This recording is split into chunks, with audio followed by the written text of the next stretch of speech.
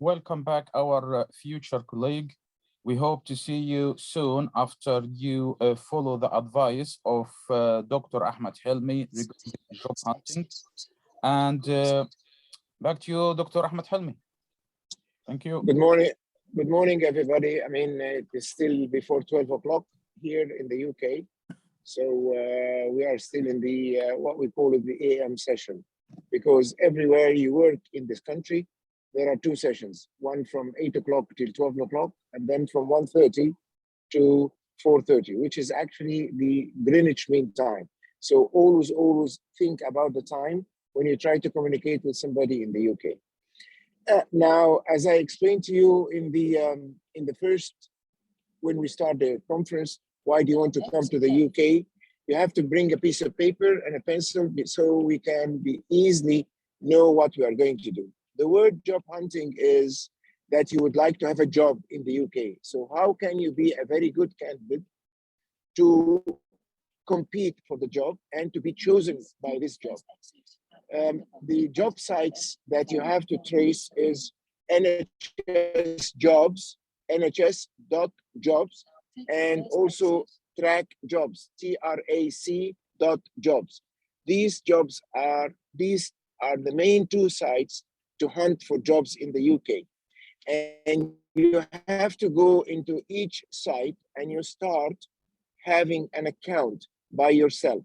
And when you do the account by yourself, he will give you the chance to form your CV in these sites so you can have the CV ready. So when you would like to apply for a job, you can apply, because there is no way you can get a job in the NHS in the UK without these two sites. One of them might be closing by the end of January, and the other one is going to be the track, which is the track jobs.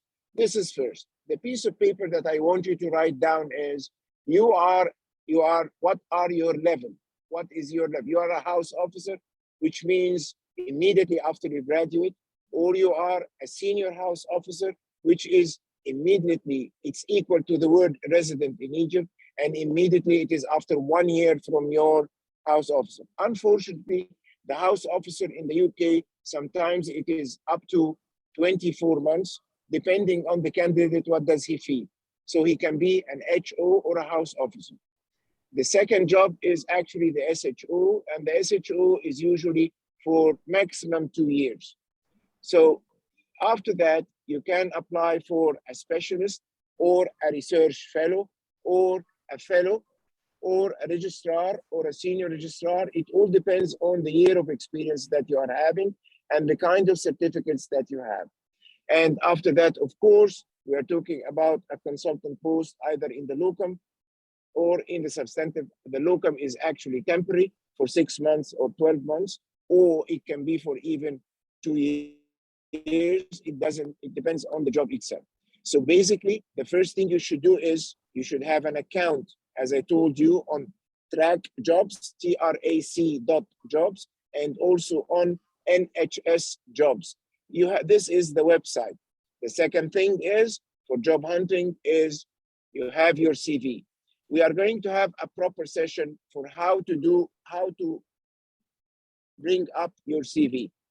The CV should not be no more than 5 or 6 pages, whatsoever your experience are. But you have to be very careful. If you are a house officer, your CV, you haven't worked or done anything except the house officer year. So the CV should not be no more than 1 or 2 pages. If you have a 10 pages as a house officer, everybody will say, I'm sorry, you are qualified for the job, overqualified for the job. And this is a very big mistake.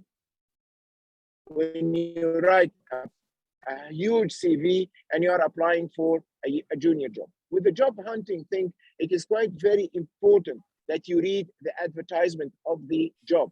So if you are thinking of doing, for instance, they are calling it FY1 or FY2. So FY1 is actually the house officer. The FY2 is actually the foundation year, is actually the SHO. So now we know the definitions of the jobs that you want to apply for, particularly if you are recently graduate. If you are 10 years graduate or 15 years graduate, if you are 10 years graduate or 15 years graduate, this means that you have to be very careful when you write your CV. May I just suggest something? All of you are very highly qualified in technical things, but these are not the things that get you the job. If you are doing the appendix properly well, this is not the things that will give you the job. If you are going for the dialysis machine and putting the patients in the dialysis machine, this will not give you the job. It is the other understand the expression, the full blood count and the request for the full blood count. Nowadays, England and Wales and Ireland and Scotland, they are moving for the e-records, which means using the computer and the electronic one. I am absolutely sure that most of you are using the computers, but the most important thing is nowadays we are just starting in most of the regions that they are using the electronic request and everything electronically is actually, that's what they are doing at the moment. The most important thing, after you have your account and then you have your CV, you are just going to look for, in the ad, you are going to look what are the specs that they want for the job. They want FRCS, MRCS is requested, master degree is an added. You have to know that all these things you should read very properly when you go for the job hunting. There is another thing in all advertisement is, would you like to discuss the job with someone? There is an email, a name of a person, and a phone number. This is quite very important if you are in the UK. But if you are in Egypt, it might be very difficult. Or if you're outside the UK, you have to do a long distance call. So it is better to use the email. So when you put the email, you have to know how to write a very good letter about yourself, no more than 10 lines, starting with the name of the person, his job, and the address. Then your reference is you have to write down the reference of the job that you are applying for. And the last thing is the content of the letter. My name is so-and-so. I'm interested in this job. Please find enclosed within my CV. I would like to discuss with you and to ask you a few things about the job before I can apply or submit my application. You can do that by the phone, and the phone number is usually the secretary. So when the secretary is answering you, you have to realize that you have to pick an appointment. You have to need 5 minutes to speak to this gentleman, or 10 minutes. You are not going to ring him and he will answer you. This is no way that this will happen. This is actually the unusual way that it will happen.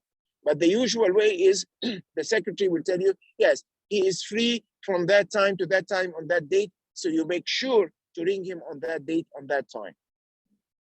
And also, you will notice that when you write this letter, you have to express yourself and how to sell yourself properly to this gentleman who is going to ask you to come and sit for an interview. Now, when you are putting your things in the CV, when you are putting your things in the CV in the NHS or the application in the NHS jobs or the track jobs, you have to be very careful. You have to be very honest. You have to be very transparent. For instance, if you have some sort of reprimanding means that you have an inquiry, you did something wrong, the hospital stopped you from working. Do not cover this. You have to declare this, because if something goes wrong in the long term afterwards, and they discover that you hide things in the application form, I'm sorry to tell you, your contract will be terminated.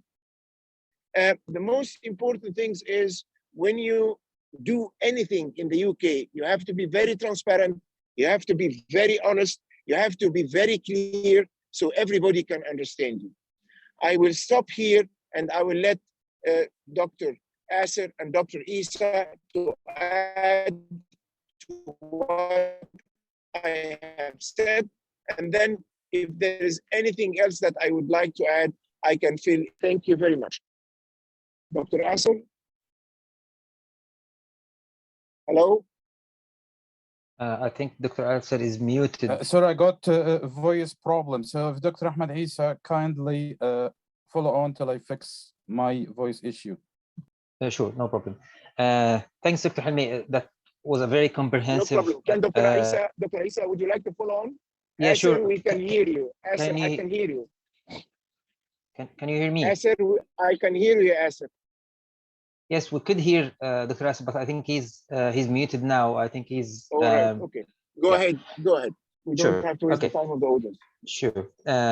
Thanks, Dr. Helmy, for such comprehensive coverage of this very important term, which is job hunting. I think this is a very broad term that needs a lot of time to be covered, and it's a bit overlapping with the CV writing as well. So I'll leave the CV writing to the CV session. I may just look at it from a different perspective. So what I was just going to, I'm not going to add a lot of what Dr. Helmy mentioned or said already. So I would just say, before you apply, as Dr. Ahmed Helmy mentioned, just keep in mind what you are looking for. This is a very important thing. What are you looking for when you look for a job? Are you looking for a particular specialty you would like to work for? Are you looking for a particular salary you are willing for? Are you happy with a service job? So there are two different main categories in the UK: service job or training job. Definitely, I'm talking before the consultant level, the junior and middle grade. Are you looking for a service job, which are most of the jobs in the UK, or a training post that will help you in the training and even to work for the CR application after, or even get the specialist registered to work as a consultant? So this is one of the things that you have to keep in mind when you are job hunting or looking for a job. Also, you have to keep in mind the stability. A 6-month job, a 1 year, there is a possibility to extend the contract, or it's a permanent job. That's another thing you have to keep in mind when you are applying for a job: the stability for your family or for the place you are working for, the city where you get the job, and is it a good place to live in for you, for your family, for your children, the salary. So despite you may have the same category of job, the same, I would say, middle grade or junior level, there is a big scale of salary. Are they going to recognize any previous experience for you or not? These are the things that you may wish to keep in mind while you're applying for a job. Other things you may look at when you apply for a job is just to explore the hospital that you are looking for. How much is the rate of their work? Like, is it a very busy hospital? Is it a quiet hospital? Each has its pros and cons. I mean, I wouldn't say there's particular right or wrong about that. So busy hospitals are maybe tiring of like getting more on calls, or unable to get enough rest while they are having on call, but it will give you more experience and more exposure to the clinical practice, and it will be more added value in your CV. But yes, on the other hand side, much more quieter hostel, maybe much more easier to cope with the work stream or the pressure of work. So these are things you have to ask yourself about before applying for a job. Also, the team that you are going to work with, basically, is it mainly overseas, so or more like of British culture? Again, there is no particular trending about that. I'm not discriminative or stereotyping from this point of view. So I'm just mentioning this point because some people may feel more comfortable of working with more overseas, where you feel like you are working with those who are coming from like similar background. Others may find like working in a British culture much more easier. It's up to you. So there is no right or wrong about that. So these are like the main things that you may look at when you look at the jobs. As Dr. Helmy mentioned, the two main sites that you may need to look at while looking for jobs is the NHS Jobs, which is a main website which is about to be closed. I think they were planning to close it a bit earlier, but because of the COVID, they are extending. Yes, you are right. It's extendable till the 31st of this month. Yeah, this month. Oh, this is the. This month. Oh, okay, amazing. This one. End of January 2022.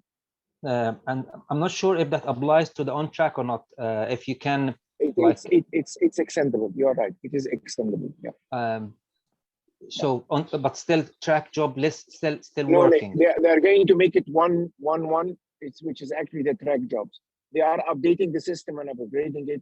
I just called them by phone and they said that if you do the CV in this area, you have to do another CV in the other area because they will not transfer any information between the two sides.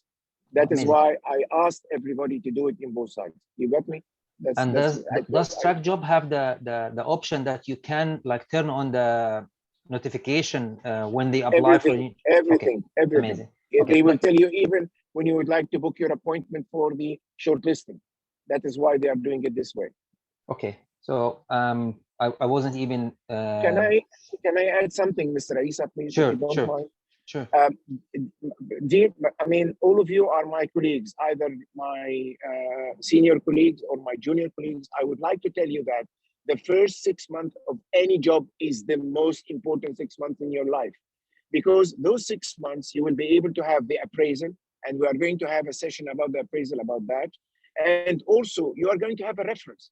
Everybody who writes a CV from Egypt, and you are writing your professors, your doctors, your senior, your hospital director.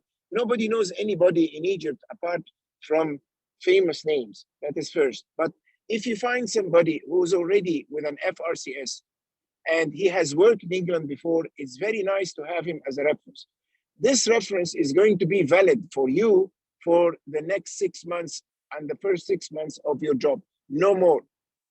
Because as soon as you start working in the NHS, they will ask you about the recent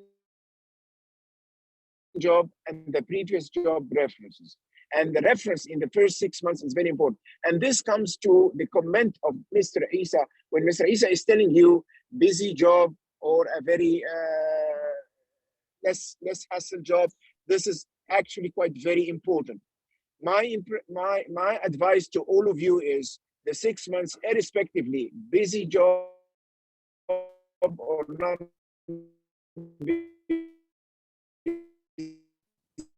busy one, working with overseas or working will make any difference. The only thing that you can realize, not to master, but you have to you, particularly you have to Dr. realize Ahmed, the voice is not clear. You answer. Dr. Ahmed, please. All right, sorry.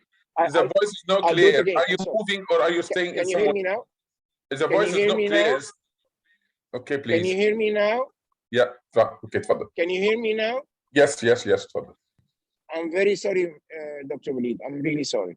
I didn't notice that. Anyway, so please, your first 6 months in the job is the most important, because the first 6 months you will get the appraisal. This is quite mandatory for any the reference. If I interrupted you, but I felt if I said this while you are saying, it will complement what you're saying. Please continue. Yeah, sure. I totally agree. And they always say in the UK, the first is the worst. If you agree about that, definitely I agree about that.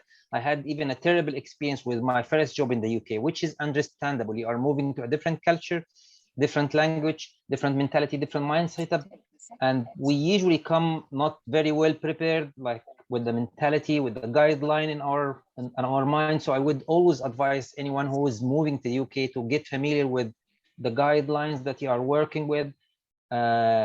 If you had the chance to speak with any of your colleagues or friends who worked before, just to get some insights, and even especially in the place you are going to move to. So these are the things that you have to keep in mind. Definitely the first few months will be very difficult, but you have to understand that. And I would say even the people here understand that. They understand that those who are coming from abroad, they are coming from a different background, and they will be very malleable in the first few months. They will accept any kind of difficulty that you are facing. In most of the places, I would say, I wouldn't say everywhere, but in most of the places, people are more open-minded about those who are, so they are more familiar with these kind of difficulties that we face when we move from abroad. Can I just add something here, Dr. Eissa, sure. Please, all of you are either freshly graduate. The statement that Dr. Eissa has already mentioned is absolutely clear for the freshly graduate. But then comes to whoever been graduate 10 years before. 10 years before, I have a master's degree, I'm a specialist, I'm a senior, I do the appendix on my own, I do the hernia on my own. Unfortunately, I can do the hysterectomy on my own, I can do even nephrectomy on my own. This is not the level of experience that I expect from you when you are only with 10 years experience. They are expecting, because in 10 years experience, you are going to be either a fellow or you are going to be a senior SHO. They won't give you a very senior level job just directly coming from Egypt or coming from outside the UK to the UK, because they need to know your UK experience. It is quite very important. So particularly, even if you are in the level of a consultant in Egypt and you decided to come to this country and you do a registrar job, please do what the registrar needs. Because in the job that you're doing, everybody is reporting you and everybody is looking at you because you are coming from outside. You've never been there. And they knew that from your CV and they knew that from yourself. So please, please, please try to abide, as we said at the beginning of the conference, we said the country has its own laws, the country has its own standards. You have to abide by the standards and you have to abide by the laws. Say, for instance, one of the actual clear examples, somebody, he is very clever in surgery, but he didn't know how to take a blood sample. So he was reported. And then the hospital said to him, I'm sorry, we have to downgrade you, to downgrade him from a specialist to an SHO. That is quite a shock for him. But because he could not do the compliance that it is required as an SHO with the English and the UK standards, that's what happened. When you are putting a catheter for a patient, when you are catheterizing a pregnant woman and you are going for a delivery, this is quite very, very important. You have to know the standards. And if you want to know the standards, you have to find it on the YouTube, because all the compliances are actually photographed on the YouTube by other colleagues of ours, and they have already sent it on the YouTube. This is very, very important. Can I just give you one last tip before you come to the UK? I want you in the car, at home, to listen to BBC English. This will let you and will help you understand the English language and the statements by the English people. The other thing which is quite very important is, if you please make sure that you are very good in computer. I'm not saying in the internet, I'm not saying in the Facebook. I want you to be good in computer, in writing with both hands when you are doing a document, because everything is recorded, handwritten, and everything is recorded on the computer after you finish your job. I want you to learn how to use any platform that is with hospital information system. If you can visit one of the hospitals in your country that are using electronic records or electronic system, that would be a very good idea to know exactly how would you request the samples.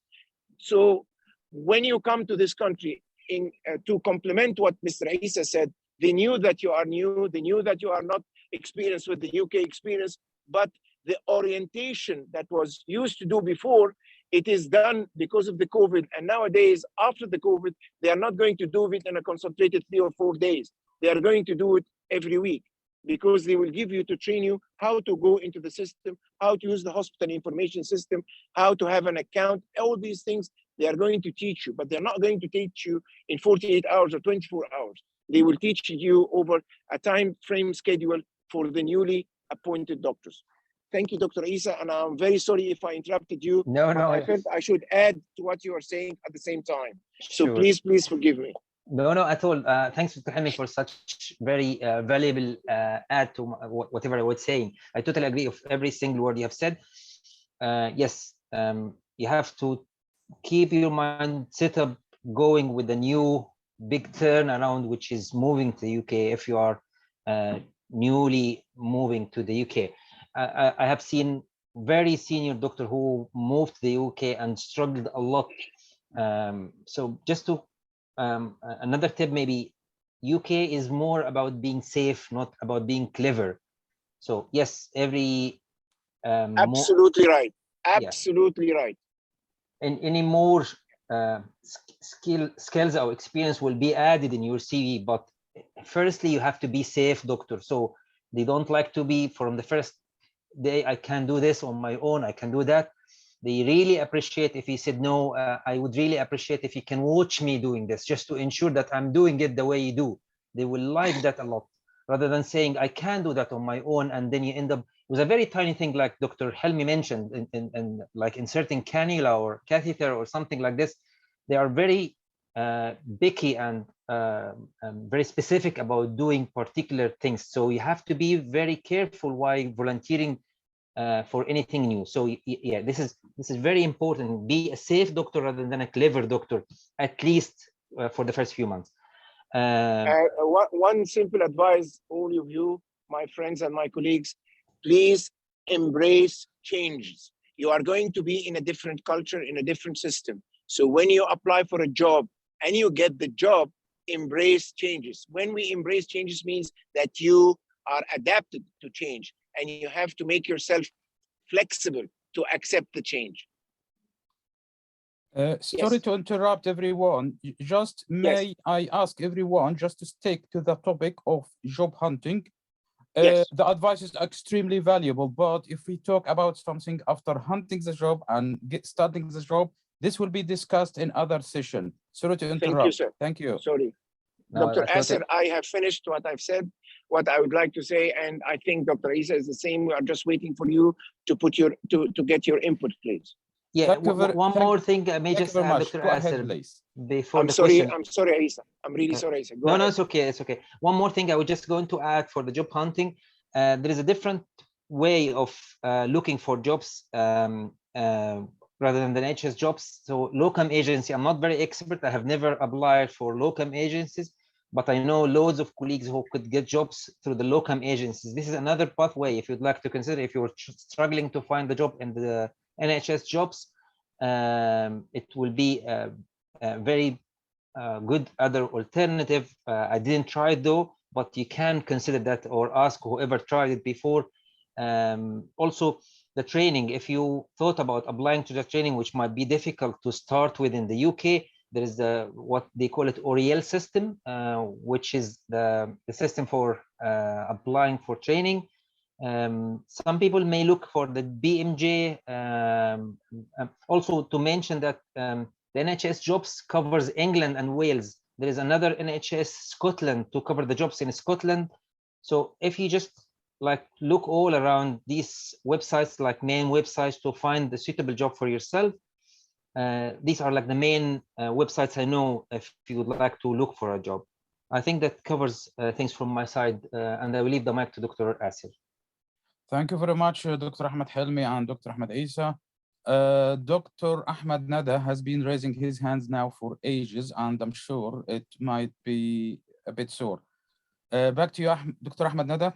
Can you start, please? Dr. Ahmed Eissa, just tell what I wanted to say, because it's a recorded session, so maybe a lot will listen to it later on. So there is another way which is very useful for anyone who's on dependent visa or have the right to work in UK. So they can start, as Dr. Ahmed Eissa said, through a locum agency, and this can be their first job in the NHS. And doing locums working through the locum route, they can start finding or exploring or getting the NHS experience. So it is a very useful start if someone have the right to work in UK. Thank you.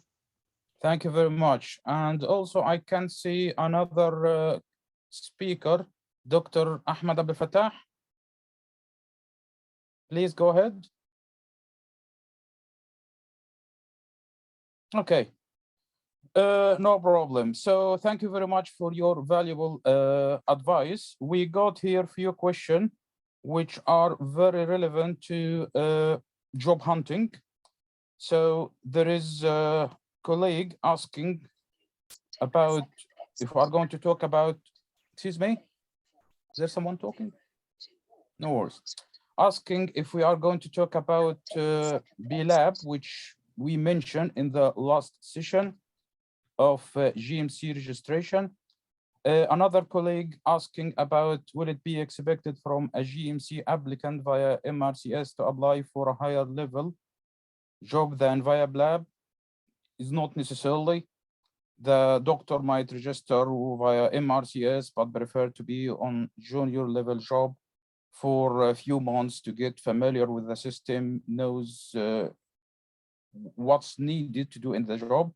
I have to say, there is no doubt all of you got the knowledge and skill to function well from medical or surgical point of view, but the most important to understand the system, just to avoid doing any mistake which might not come across nicely by the rest of the team.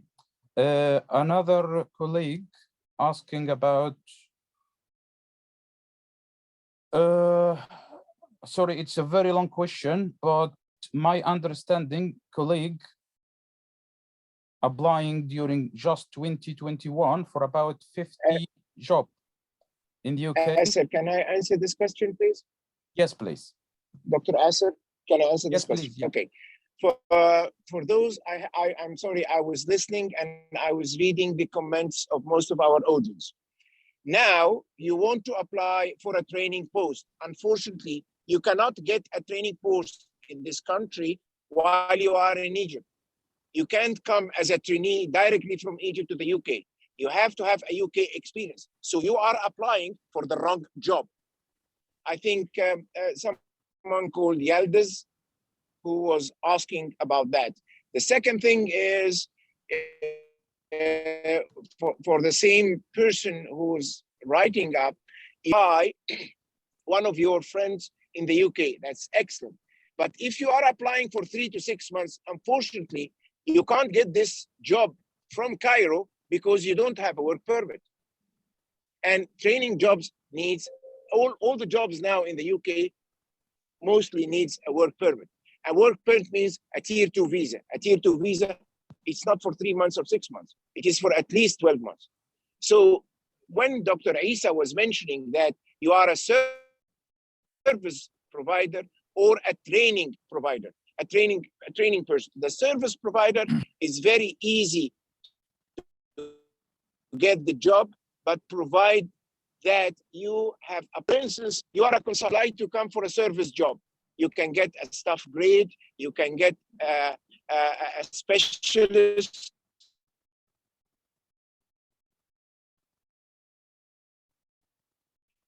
Dr. Ahmed Helmy, there is no voice. Which is not a demeaning, but it is actually temporarily until you come and work in the UK. You have an experience, you have a reference, you have done your appraisal.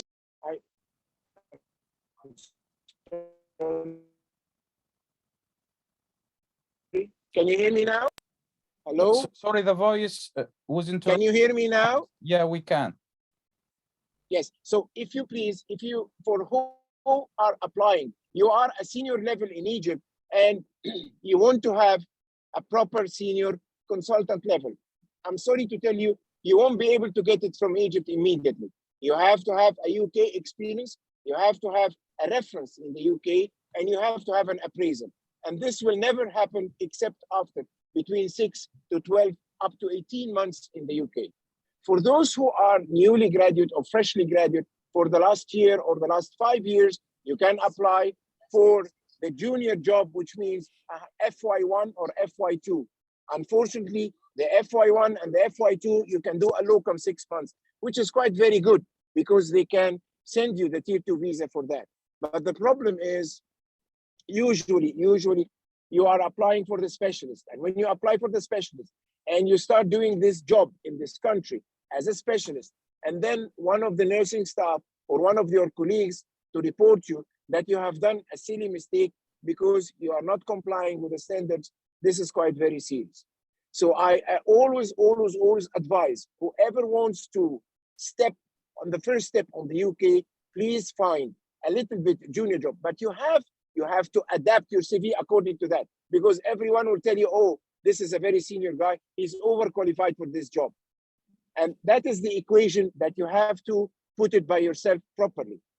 To put a CV, a proper CV for the job that you are applying for.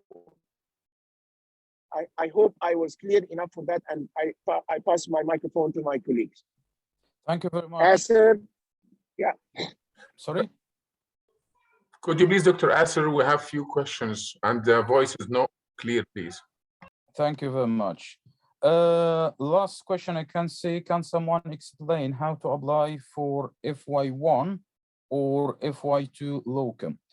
Okay, so I guess from this question that if the doctor willing to start with a locum job, that this particular doctor could got a visa or indefinite leave to remain, so he's free to work wherever, whenever he or she wants to work. So simply prepare a good CV, because as you know, good CV speaks on your behalf, and submit it to locum agency who would look for job for you. And there is another session during the 2 days conference going to explain in details how to deal and to manage the locum job. I hope this helped. So far, no further question. So till our respected audience think about another question. So I'm going to reiterate and summarize what my respected colleagues, Dr. Ahmed Helmy and Dr. Ahmed Eissa, mentioned in addition to my point of view. So I would like to start to say, don't think about anything in the future till you take the first step first. So for example, take every step at a time. No point to think about, for example, being a consultant while you are still outside the UK. So I would like to explain or say, first job, usually the most difficult one. After that, life gets easier for most of the doctor.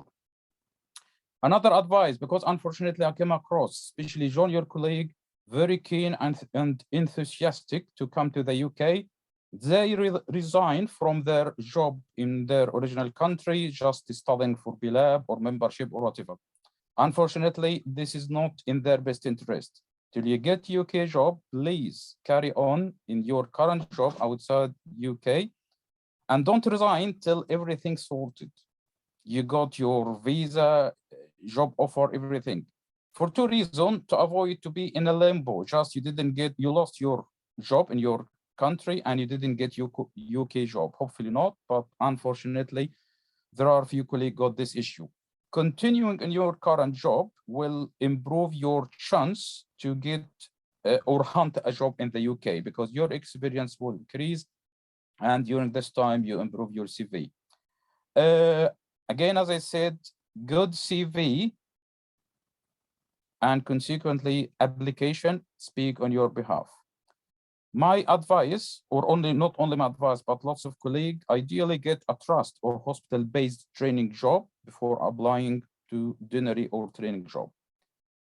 One of the common mistakes which decrease the chances of our junior colleague to get job, that they make just one CV, one application, use the same application CV to apply for medical and surgical and psychiatric job, which I guarantee this doctor, he will be rejected in all these jobs. Because, absolutely right. Absolutely right. Yeah, thank you, Dr. Ahmed.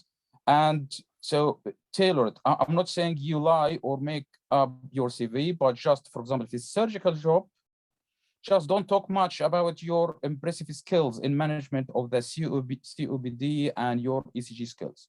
Surgeon, with all due respect, not interested in ECG. And the same apply for medics. Don't talk about your skills in doing total colectomy, because you are not going to do a surgery in the medical outpatient clinic.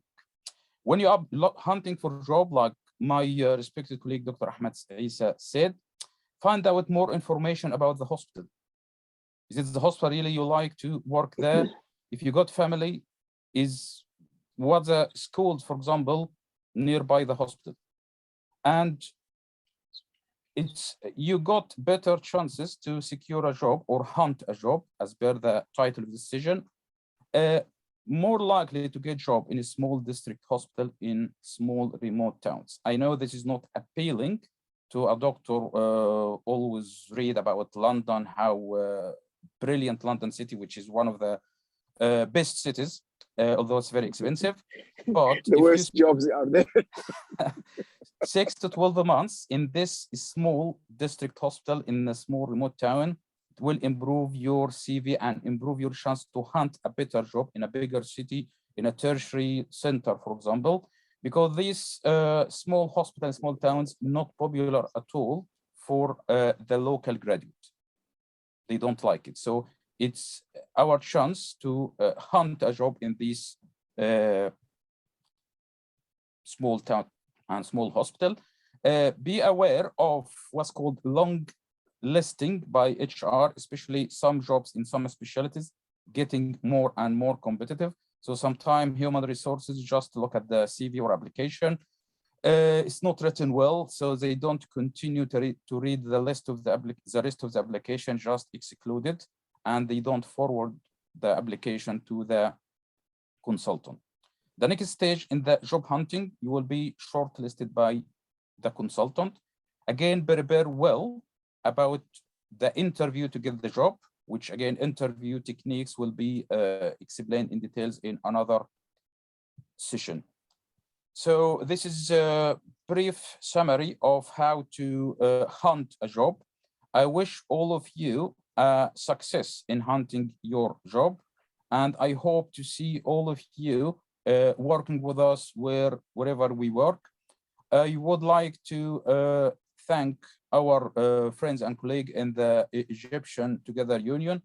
Because of their amazing and hard work, they volunteered over the last several weeks to facilitate this session. Without their help and support, simply we cannot deliver this session. I would like to thank Dr. Ahmed Helmy and Dr. Ahmed Eissa for volunteering to participate in this conference. And finally, I would like to thank every one of you for listening and attending this session, and I hope to see you soon. Thank you very much, everyone.